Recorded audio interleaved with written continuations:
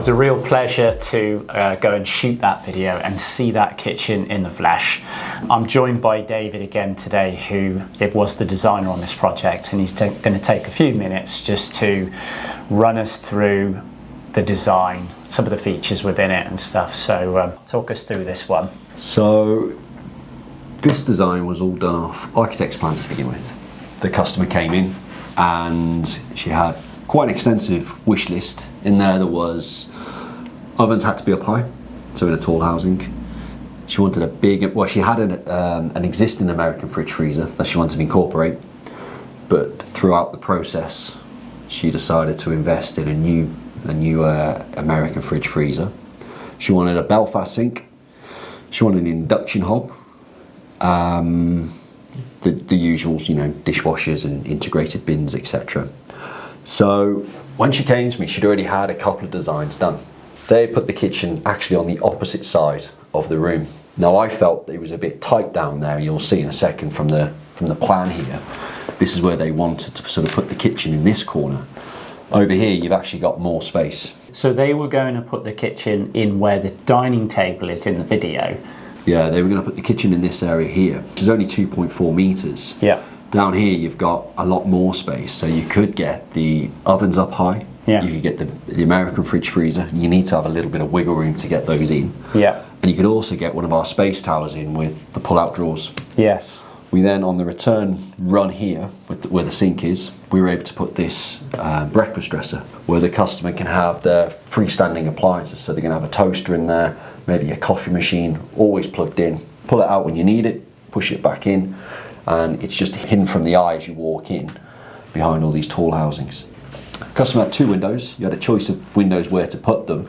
If the design was down this end, you'd have used this one. We've opted to go centre of this window here. I don't know about you when you do your designs, but I think it's really important to get a Belfast sink centre of that window. Get the tap coming in right in the middle. If it looks slightly off, I think you've missed the mark with that. There's a huge way to fail with it, and if you can centre up in the window, it's always a priority. Definitely. As you know, I quite like to have the bin on the island myself where I'm doing preparation. Becky decided that the bin was going to be better next to the dishwasher. She wanted just to sort of come, scrape the plates, rinse, load the dishwasher, as you do. Plenty of space along here. I think it's, what's that, 6, 12, 18, about 2.4 metres worth of worktop space there, and that's really good for sort of laying all your plates out and dishing up.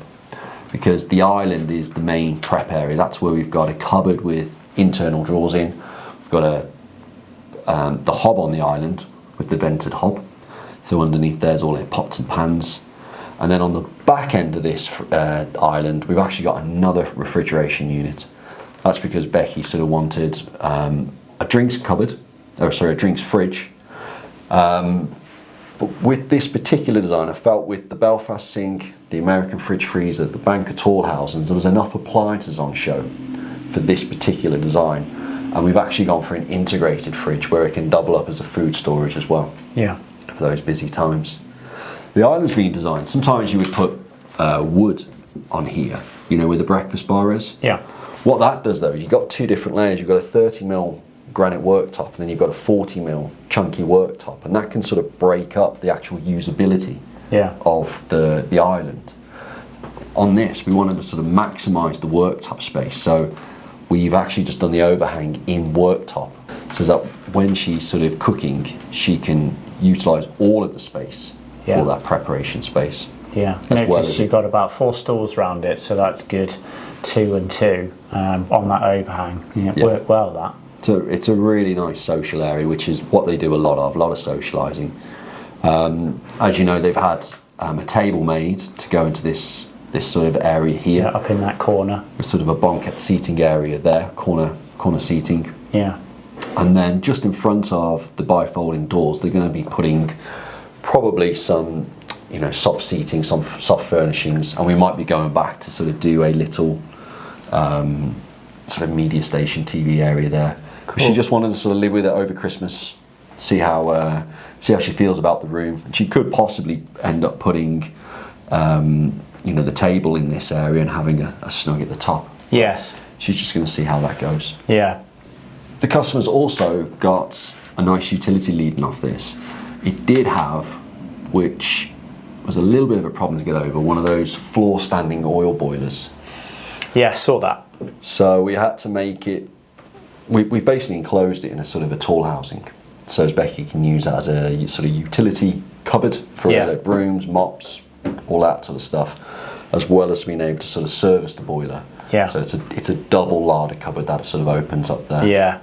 And then she obviously had to, you know, the normal stuff, the washing machine, tumble dryer, sink, all in there. Seemed like a great space again, just enough to get the job done and actually keep all of that stuff out of the lovely kitchen, because it needs to be practical in there. Well, a little tip for people trying to sort of, you know, get everything in on budget. So on these building projects, you've got to work to a budget. You've got to, and you've got to the best of your ability try and stick to this budget. So we focused a lot on the kitchen area, where we put a hardwood door that's painted, nice Neff appliances in, everything, you know, we didn't really compromise there. Then when it came to the utility room, we've put, and which is a great thing with Masterclass, you get the good, better, best scenario. We've put a look-alike door in the utility room, so that's actually a vinyl door. I didn't realise that. Actually filming it today, it follows through, and I hadn't noticed that you put the Padstow range in there. So that's the look-alike door in there, so it's the same colour. That goes to show how good it is. It really is good.